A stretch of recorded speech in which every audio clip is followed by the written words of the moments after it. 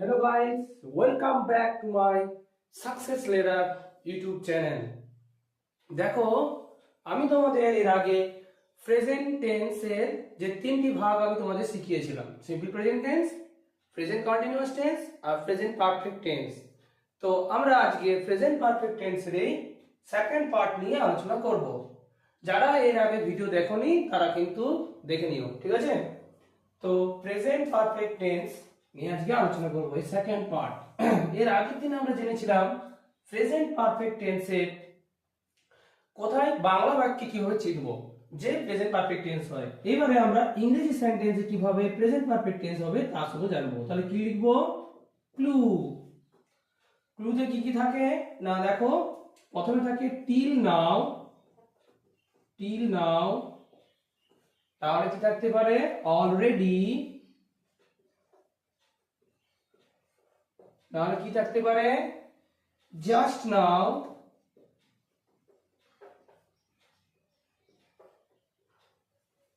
এই শব্দগুলোর মধ্যে যে কোনো একটা শব্দ থাকলে আমরা কি, যে কোনো একটা শব্দ থাকলে কি হয় না প্রেজেন্ট পারফেক্ট টেন্স হয়।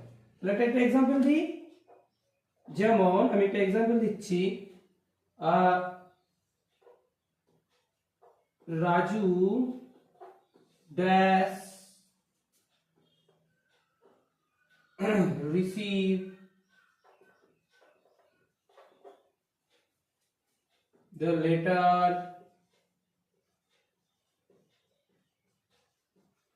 just now.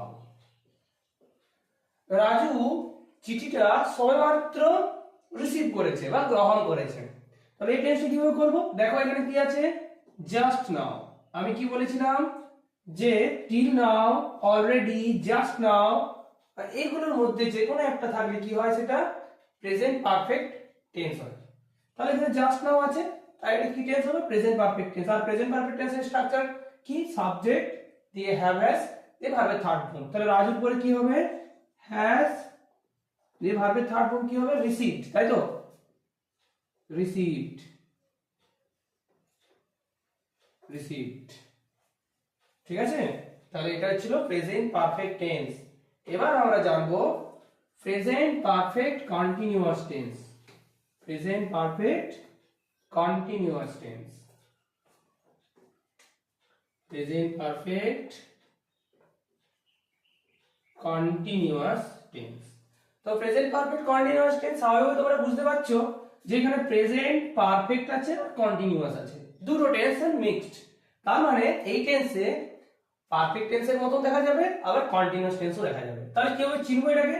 না বর্তমান কালে কোনো কাজ চলছে, ঘটছে, হচ্ছে বোঝাবে, মানে কন্টিনিউয়াস টেন্সের মতো, এবং এখানে একটা সময়ের উল্লেখ থাকে, তাহলে কি হবে? প্রেজেন্ট পারফেক্ট কন্টিনিউয়াস টেন্স হবে। তাহলে কি বললাম? বর্তমান কালে কোনো কাজ, তাহলে বর্তমানে কোনো কাজ চলছে, হচ্ছে বা ঘটছে বোঝাবে, এবং কি থাকবে? এবং সময়ের উল্লেখ থাকবে, তাই তো? এবং সময় উল্লেখ থাকে। তাহলে এই সময় উল্লেখ থাকলে কি হয়? প্রেজেন্ট পারফেক্ট কন্টিনিউয়াস টেন্স হয়। তো প্রেজেন্ট পারফেক্ট কন্টিনিউয়াস টেন্সের গঠন কি হবে? স্ট্রাকচারটা কি হবে? না প্রথমে সাবজেক্ট দিয়ে কি হয়? হ্যাভ বা হ্যাজ যে কোনো একটা হতে পারে, একটা যে কোনো, দিয়ে কি হবে? বিন দিয়ে কি হবে? ভার্বের সঙ্গে আইএনজি যোগ দিয়ে ফর বা সিন্স যে কোনো একটা হবে, ফর বা সিন্স দিয়ে যা থাকবে যেটা, মানে এক্সট্রা যেটা আছে বা রেস্ট পার্ট আমরা বলতে পারি, এখানে রেস্ট পার্ট এটা হয় এই টেন্সের স্ট্রাকচার। তাহলে জেনারেলি স্ট্রাকচারটা কি? সাবজেক্ট হ্যাভ হ্যাজ বিন দিয়ে হ্যাভ বা হ্যাজ বিন দিয়ে ভার্বের সঙ্গে আইএনজি যোগ। একটা এক্সাম্পল দিই। যেমন এবার বলি এখানে তার আগে যে ফর আর সিন্স কোথায় বসে, তাই তো? ফর আর সিন্স কোথায় বসে? না ফর হচ্ছে ধরে, ফর মানে কি? ধরে। তাহলে যখন একটা নির্দিষ্ট টাইম বলে দেবে তখন সেটা হবে ফর। আর সিন্স মানে হচ্ছে থেকে, সিন্স মানে কি? থেকে।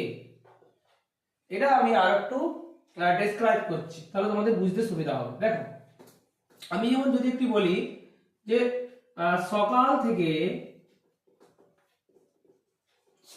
থেকে বৃষ্টি পড়ছে,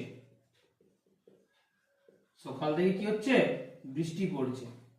তাহলে এটা যদি আমরা ট্রান্সলেশন করি তাহলে কিভাবে করব? দেখো একটা জিনিস লক্ষ্য করো, এখানে পড়ছেটা আছে, তাহলে কন্টিনিউয়াস টেন্স, কাজটা চলছে এখনো। আমি কি বলেছিলাম প্রেজেন্ট কন্টিনিউয়াস টেন্সে কি হয়, কোনো কাজ চলছে, ঘটছে, হচ্ছে, বোঝাবে। আরেকটা জিনিস কি, এখানে একটা টাইম বলে দিয়েছে যে সকাল থেকে বৃষ্টি পড়ছে, তাই তো? সকাল থেকে বৃষ্টি পড়ছে, তাহলে টাইম বলে দিয়েছে, তাহলে এটা কি হবে, present perfect tense, perfect continuous tense হবে। কারণটা কি, কারণ একটা টাইম বলে দিয়েছে এবং কাজটা চলছে, হচ্ছে, ঘটছে, বোঝাচ্ছে, তাই এটা হবে প্রেজেন্ট পারফেক্ট কন্টিনিউয়াস টেন্স। তাহলে এটা কি করব আমরা, ইট হ্যাজ বিন, বৃষ্টি পড়ার ইংরেজি কি, না রেইনিং, নাকি রেইনিং since morning। দেখো ভালো লক্ষ্য করবে, এখানে ছিল সকাল থেকে, আমি বলেছিলাম যে সকাল থেকে যদি কোনটা থেকে যদি বলা থাকে তাহলে কি বসে, থেকে বলা থাকলে since, আর ধরে থাকলে টাইম, এই ফর। আচ্ছা এটাকে আমরা একটা অন্য একটা এক্সাম্পল দিই, তাহলে তোমরা বুঝতে পারবে। রামু 2 ঘন্টা ধরে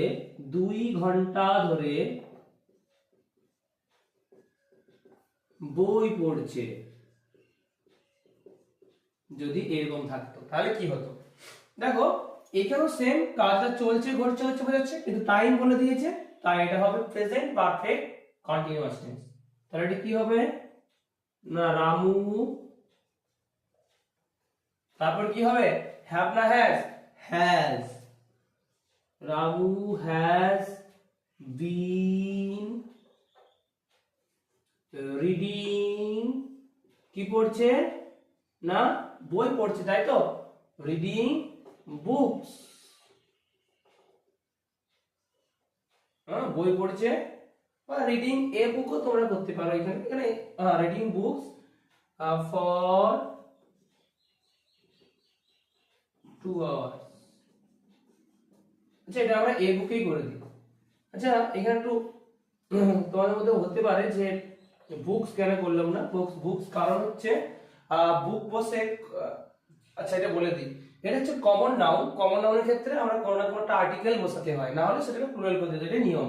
তাহলে রামু 2 ঘন্টা ধরে বই পড়ছে, Ramu has been reading a book for 2 hours, 2 ঘন্টা ধরে বই পড়ছে। এবার তোমাদের মধ্যে প্রশ্ন আসতে পারে যে স্যার ফর বা সিন্সের পর তো এখানে রেস্ট বলতে এখানে অবজেক্ট থাকতে পারে, না থাকতে পারে, সেই কারণে আমি একটা রেস্ট লিখে দিয়েছি, রেস্ট মানে বাড়তি অংশ। তাহলে রামু 2 ঘন্টা ধরে বই পড়ছে, এই যে এখানে ধরে আছে বলে এখানে কি বসলো, ফর বসলো। তার মানে আলটিমেটলি যেটা দাঁড়াচ্ছে, স্ট্রাকচারটা হবে সাবজেক্ট দিয়ে হ্যাভ হ্যাজ দিয়ে বিন দিয়ে ভার্বের সঙ্গে আইএনজি যোগ দিয়ে ফর বা সিন, দুটোর মধ্যে যে কোনো একটা হতে পারে, দিয়ে কি হয়, রেস্ট পার্ট হয়। টাইম, তাহলে যে টাইম বলা থাকে সেই টাইমটা বসিয়ে দেবে, হ্যাঁ, তারপর রেস্ট পার্ট যেটা হয়, এই স্ট্রাকচারটাই ঘটে। তো এখানে অবজেক্ট যদি থাকে তাহলে তোমরা অবশ্যই ফর বা সিন্সের আগে অবজেক্ট যদি থাকে অবজেক্ট তোমরা বসাতে পারো, যদি অবজেক্ট থাকে তাহলে, ঠিক আছে, না থাকলে বসবে না, যেমন আগেরটা ছিল না তাই বসায়নি, ঠিক আছে।